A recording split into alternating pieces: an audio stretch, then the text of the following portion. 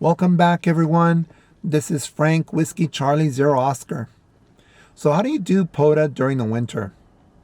Well, one way of doing POTA is via mobile. Why mobile? Because it gives you partial shelter. Now, disclaimer, the things that we're going to talk about is probably just a partial list of how to be safe doing a POTA activation in the car. You got to use a lot of common sense and planning, because being out, being exposed into the elements is a very dangerous and serious matter. So you got to really consider what you're doing. And POTA without a car, you still need to plan things out. So keep that in mind. So these are just some of the things. The first thing is the weather. You got to check the weather, see if the weather is good. Because if it's not, it might give you some issues. I remember reading one time, and also people who live in their car and such, people have died in parks. They weren't doing POTA activations. Maybe they were sleeping in a park and such. But a lot of times people don't pass by, and they don't have a way to communicate, and some have died. So keep in mind the weather, because that's going to be important. Other things that you might want to consider is an HT. Now this one's the FT5D. Now for the official National Weather Service forecast for Orange County coastal areas tonight. I'm in Orange County. With a slight chance of showers. Lows in the mid-50s. Light winds. Chance of measurable precipitation 20%. It's been raining. Saturday, partly cloudy. Highs in the upper 60s. It's pretty neat. Light winds. Wow. Saturday night. I'm in Orange County. I'm in Bolsa Chica State Beach right now, actually. So a radio, an HT, is invaluable, especially when you program it and you have the weather station. Here in LA, I'm not in LA, right? I'm in Orange County. 162.450 is the station that you can use. There's more stations than that. You can always search it on the web. Now, having an HT to listen to the weather is great, but also having an HT is great to communicate with your local repeaters, or the North American simplex frequency at 146.520. A lot of the times when you're outside the city, your mobile phone might not work, and having one of these in an emergency situation could be invaluable. Okay. Battery cables is important, especially if you're using the battery, your car battery, to run the radio. Sometimes we get very enthusiastic about POTA. We're doing a POTA activation. We're there 3 hours because, it's very cool to be in POTA. And all of a sudden your car doesn't turn on. But having some cables maybe will help, if there's another car, you can jumpstart your car with some battery cables. There are portable battery jumpstart devices that are pretty invaluable. They're not inexpensive, but they're very small batteries, and they'll hook up to your car, and you'll jumpstart your car. A shovel, a bucket, and sand. I know that I used to have a friend that lived in Cheyenne, Wyoming, and she always told me a bucket, sand, and a shovel was very important. So you might need that in your area. A traction board might be necessary. I don't have a traction board. I'm not usually in the snow, but I've heard that those traction boards, they're big pieces of plastic that you put in the tire that have nibs or nubs, and then you get traction so you can get out of situations. You can also use them for what do they call that? Sand, right? Like over here in the beach if you get stuck there. So people can use that as well. Blankets, right? Hats, gloves. Those things are also important to keep warm. A headlamp. I'm using my headlamp right now on the top to give me more light over here. Batteries for the headlights, other batteries if you have other accessories. Water, you can easily keep 1 gallon water jug in your car, or water bottles. I have some water bottles with me. Um, a portable outdoor stove might be something that you can carry. Now, please remember, um, those portable outdoor stoves are not to heat the car, because a lot of times when it burns the gas, it doesn't burn it completely. And there might be some carbon monoxide being leaked, and you'll fall asleep and you'll die. So you don't want to do that. MREs, a meal ready to eat. I don't have those. I do have some granola bars and stuff, but if you have something like that at home, you might want to carry some in the car. Now, some of these things that I've been talking about, you might have already at home. You can put them in a tub. Put your items in there. Yes, it's going to take some room in your car, but think about this. Not only are you preparing yourself to go into do an activation out there for POTA, but you being prepared for an emergency situation. One of the great things about our particular hobby is that not only do we get the opportunity to speak to people and communicate with them, but it also leads to other things such as emergency communication or being prepared for an emergency. Recently, last winter, there was a winter storm that went through Washington. I think it was Washington, D.C. on the I-95. Hundreds of people got stranded for a whole day. And everybody survived. And I'm sure people were helping each other out. But imagine if you got stranded on that freeway. Coming back from a POTA activation, you would be prepared. You would have your gloves. You would have, your blankets. And you would be more aware and prepared. There are also guidelines on how to utilize your fuel to keep warm in your car. You should check those out if you feel like that might be useful. Now, another thing about preparing yourself, emergency situations or POTA in the winter, you can start preparing for winter field day. Some people do like to do Class C mobile operations, so you might want to do that. Think about winter field day and start preparing for that as well. Now, there's some investment that you're going to have to do when you do mobile operations. It depends on how you want to do mobile. For example, the antenna is going to be very crucial in your deployment when you do POTA.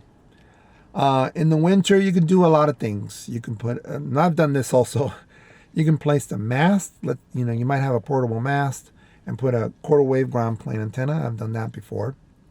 You might have a buddy pole where you can set it outside with a tripod in a dipole configuration or an L-shaped configuration, or a vertical with a counterpoise. I think counterpoise or radial that's lifted. And then the coax you put in the car onto your rig. You can also might have an MPAS light. Now those might be a little bit harder. They do have a metal spike. You might need a mallet to drive that through the snow, but it has a 17-inch whip, and I think it's about a 66-foot long radial.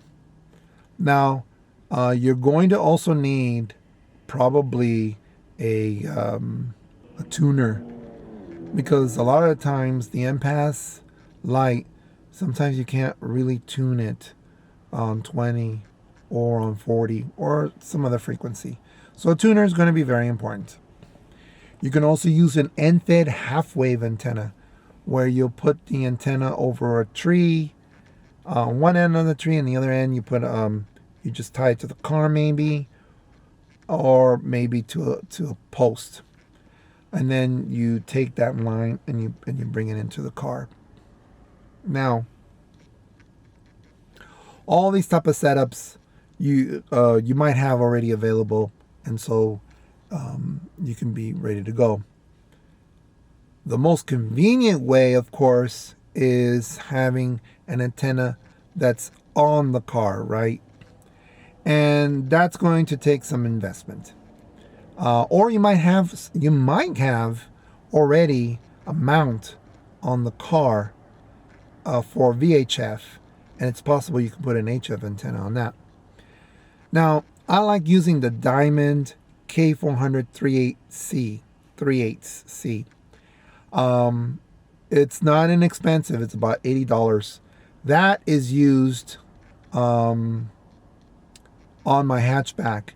It has 4 screws.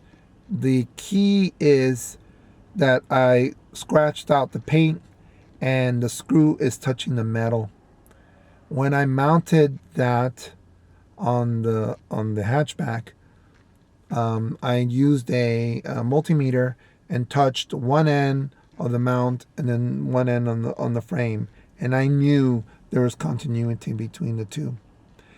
A lot of the times, some vehicles don't have that continuity, so you have to do some vehicle bonding. You gotta connect one part of the car to the other. This video is not going to demonstrate or to talk so much about it, but the important thing is when you have a vertical antenna in your vehicle, the antenna is only one part of the antenna. The body of the car is the other part, and the ground. So you have to create what they call a ground plane. The ground plane has a lot to do with the car, the way the vertical piece is hooked up to the metal to the car, and then the actual ground, the sand, the gravel, whatever, is part of the system as well. It takes a little time to sometimes get it right. Some people won't use a mount like that. They'll use a magnetic mount. They'll just put a magnetic mount and then put the antenna, and there you go. Tri-mag mounts are better than a mono mag mount. But that's a different story. But you can use a tri-mag mount. The antennas that you can use on these, they're plenty. The Diamond HF20CL, which is not inexpensive, it's $70. But that one seems to be a good performer for me. It's center loaded. It does a lot of good work for the price. You can use a Hustler Resonator 20S, which is about $40. But I like to decouple it from the car, so I usually have an extension, the Hustler MO3 extension, which could be $33. Now, I know, like, oh, that's a lot of money to be spending on mobile. Maybe I won't use it. That's right. So sometimes when you're on trips and maybe there's a ham fest or a mobile, what do they call that? A ham swap meet or something. You might find, these pieces, these pieces of equipment, and you might get them for a less expensive price, or maybe even eBay or something, or maybe your friend. By the way, one of the things about having mobile antennas is that you're going to get common mode current. You are most likely at one point or another you might get that. What that means is somehow the wire, the coax, is picking up some charge for whatever reason. There might be, right, the antenna might not be efficient, radiating, or for me, I think it could be even like wind or something, but it's picking up on the coax. It's picking up a charge on the surface of the coax. It's called common mode current. And anyway, that goes back to your radio, and you hear some weird interference, especially if you can monitor it. If you can't monitor it, some people will tell you, hey, something's wrong. You don't sound very good. And a lot of the times you're going to need a choke. You're going to need to put a choke on your coax. These things you will learn eventually. Some people are like, no, you don't need it. But sometimes you'll find out that you will. As a matter of fact, you can also use a Wolf River coil. I've used that before on the Diamond K400 3/8, and then just a collar to get 40 meters and 20. So there's a lot of options. Also a Tar Heel antenna. The Tar Heel is very good at giving you several frequencies without going outside and changing the antenna. But that is more money and more equipment that you will need. The rig. Some people like to have a shock in a box. A lot of people like the 891 because it has great filters. It does drain. It is a little bit power hungry. Other people like shock in a boxes like the 991A because it has AM, FM, and then, UHF, VHF, and HF. The shock in a box that I like, or I call it a shock in a box, is the FT857D. It's a 12-year-old radio. I got mine used for $500. It was a great deal. The thing is still working after that. I've gotten contacts from all over the place. China, Japan, Spain, Portugal, Alaska, very close to the North Pole, by the way. Brazil, Cayman Islands, Australia, Hawaii, all mobile. Different antennas, different conditions, different situations. But a lot of the times we want to have the FTDX10. I mean, over here in Bolsa Chica, I saw somebody with a FTDX 101 doing POTA activations. I was like, wow, that was really neat. But you don't need anything fancy like that. A used radio that is HF would be sufficient. So I like to use a separate battery for my situation because I don't like to use the car battery. So I use a Bioenno 12 amp hour. You're gonna have to figure out which battery you like to use for your rig. For my FT857D, the 12 amp hour battery will last me about 2.5 hours, maybe more if I'm talking less. So I usually have another battery backup, and if I'm going to be out for a long time, I have a 30 amp hour battery, or I'll bring my solar panel. I like using the Yaesu YSK 857 separation kit because I usually put my radio in a Pelican case because this radio is not mounted to the car. I like to have it portable, so if I go somewhere, I can just take the Pelican case and I can go somewhere. And when I go home, all I do is I take the Pelican case inside the house. So the radio is safe. Using the separation kit is cool because then you can mount it on the dashboard.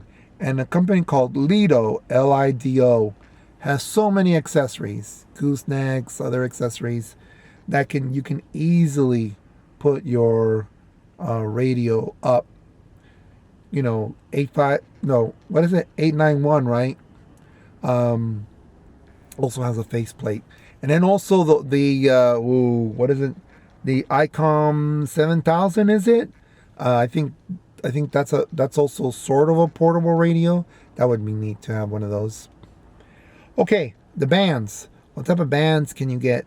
Well, you can get the 20-meter band and higher all day, usually in daylight. Right now, we're getting closer and closer to the peak of the solar cycle. It hasn't been 9 years. It's a 9-year cycle, right? It hasn't been 4 years yet, but we're getting there. 40 meters for me is really tough to get it. I like using a Tar Heel because I can adjust it. I seem to have a better in resonating, all right, on 40 with a Tar Heel. But the Tar Heel again is not inexpensive. So the contacts I've mentioned, I've talked to many people around the world, which is really neat. Spain is another one that I also did. But here's the thing. This is kind of like the conclusion. I know that there's a lot more, okay? And I know I sort of got away from safety and stuff, but remember, safety is really important. But a lot of things overlap in terms of, you don't need to do a mobile only for winter, right? You can do it for summer, which is something important. I mean, just recently, I was up north in Northern California and I was driving down and I went through some parks.